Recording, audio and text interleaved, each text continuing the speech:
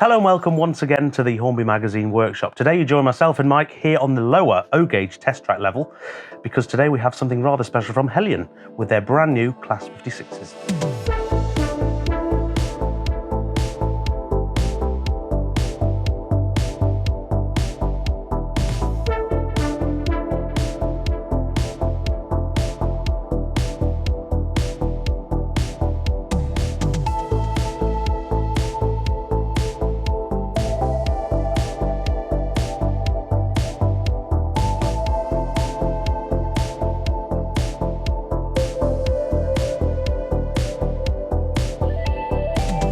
So Mike, can you tell us a bit more about what we've got on the layout? Absolutely, but it's another one of my favourites from my youth actually, the Class 56s. Fantastic sounds, brilliant locomotives, heavy freight trains. I'd love to see these out on the railway. So Heljan's gone and created a brand new, actually the first ever, all new ready to run model of the Class 56 for O-gauge. And on the layout today we've got two different versions. We've got one finished as 56110 Croft in construction livery. We've also got an unnumbered version in load haul black and orange as well. Can you tell us a bit more about the class? Yeah, so the first of the Class 56s were introduced in the late 1970s. The first 30 were built in Romania by Electroputer, so 56001 to 56030. Unfortunately, weren't particularly reliable when they first arrived, so they had to have some remedial work done by British Railways to make them suitable for service. Then from 56031 to 56114, they were all built at Doncaster Works. And now the big change that came with those is from 56056 onwards, they had a different front grille on them. So it went from a half-height horn grille to a full-height square horn grille from the locomotives from that logo onwards. And then the last batch, 56115 to 56135, they were built at Crew Works as well. And what kind of traffic did they haul up and down the various lines? They were originally designed for coal traffic. So these were big, powerful, heavy freight type 5 locos. So they were designed for merry-go-round trains. So initially you'd see a lot of them on heavy MGR trains with HAA hoppers. So that was kind of their main bread and butter to start with. And then they did spread the wings to do other services as well. So you would see on steel trains and fuel trains as well. And also, later in life, they're also seen on aggregates working as well. Like with 56110 with its construction sector markings, you see that on things like bogie tipper wagons and things like that as well. So. And can we still see them on the lines today? Yeah, so they're operated by, well, two companies still operate Class 56s. So Colas Rail Freight and DC Rail Freight, they both operate Class 56s with their original engines in them.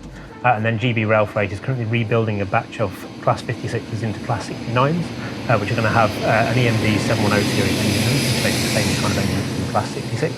And they're also going to have modern electronics as well, and some facelift to the front ends, change to the roof layout as well. So quite a few changes coming on those, but it's nice to see that actually the Class 56 story can kind of continue a bit as well. And I wonder, of course, if Heljan will produce an O-gauge 69 in the future. Yeah, who knows? We'll have to see what happens next. Watch this space. Yeah.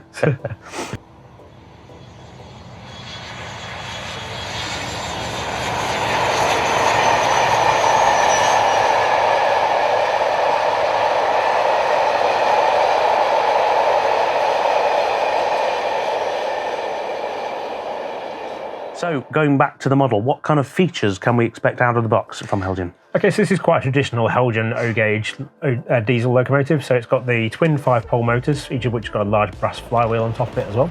So there's one of those to each bogie, and they drive the outer axles of each bogie. You've then got directional lighting on it as well. And there's also a switch underneath the locomotive which allows you to turn off the tail lights if you want to for analog operation. Then also inside the main printed circuit board in there, that controls all the lighting and the motor functions. And that's got screw terminal fittings on it as well to assist in DCC conversion, as well as DCC colour-coded wiring there as well. Now you mentioned DCC, they don't come DCC ready out of the box. No, so they're DCC compatible. We're going to need a large-scale decoder like either the ESU Locksound XL decoder or a Zimmo MX699KS, and those have both got screw terminal fittings on them. So basically you remove all the wires from the PCB that's in the model, you replace the PCB with the decoder, and then you put all the wires back into the right terminals, and hey presto, your model works on DCC with sound. But, there is space also in the fuel tanks as well to put a speaker in it as well. You'd hope so, because they're massive. Yes, they are big locos, definitely. I mean, obviously you've also got big heavyweight chassis there as well, so they've got plenty of haulage capacity. So in terms of the detail on the model, how does it weigh up? I think these are really good looking models. They model 56061 onwards. So quite a specific loco number onwards. And they've also got options with them as well. So they come with optional handrails. So you can choose between the round profile or the flat profile handrails on these locos. In terms of other features in the accessory pack, you've also got the grids that hang down below the buffer beam as well. So you can add those as an optional extra as well. You've also got a full set of buffer beam pipework factory fitted to them. You've got sprung buffers on them. You've got sprung working screw couplings as well. I think the bogies are superbly detailed as well. You've got nice working roof fans with nice mesh covers as well. You've also got a fully detailed cab interior too. Well, that's a single colour moulding for the cab interior, but you can have a bit of your own colour there with a paintbrush as well, just to really build that area up a bit more. So things like that become so much easier when it's O gauge. Yes, because you can more easily see what you're doing with a bigger model, can't you? Yeah. So, but I'd say equally at the same time, it presents more of an opportunity to add more detail sometimes as well, doesn't it? So these will look great with the driver in the cabin, a bit of detail on the control desk. So. Now, you mentioned earlier that they're weighty locomotives, and they definitely are, putting them onto the test track here. I presume haulage isn't going to be a problem on the biggest of O-gauge layouts. Definitely not. I mean, we've had them running here on big trains today. I actually had a maximum of 30 wagons behind one of them, so that's plenty for pretty much every situation. Today we've got them running, the construction ones running with a rake of 20 Acura scale HUOs, and I've got 11 of the Heljan Class B tankers behind the load haul one, so slightly more modest trains behind them today. But yeah, ample capacity for these. They romp around the layout here running with these two trains with plenty of capacity to spare. Yeah, big powerful diesel, just what you want.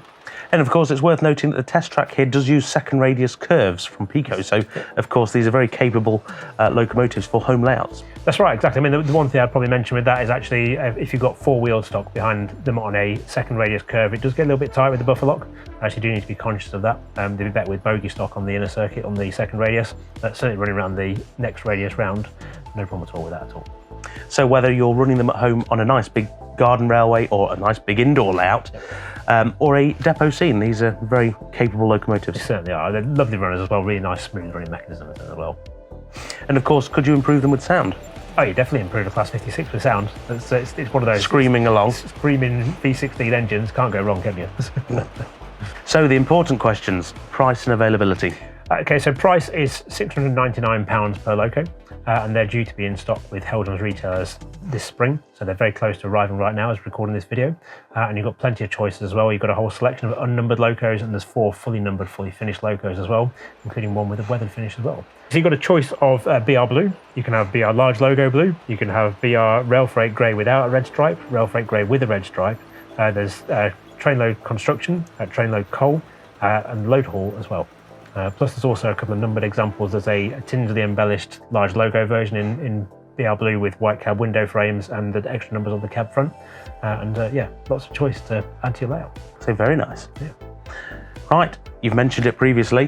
Where can people see the full review of these models? Okay, so the full review of the new Heljan Class 56 is available to read at issue 180 of Hornby magazine. That's our June 2022 issue. It's available during May. Plus, you can also read that full review online at keymodelworld.com if you're one of our digital subscribers. Right, I think that brings us nicely to the end of this video. Thank you very much, as ever, for watching. Don't forget to hit that like and subscribe button. Take care, and we'll see you in the next one. Bye for now.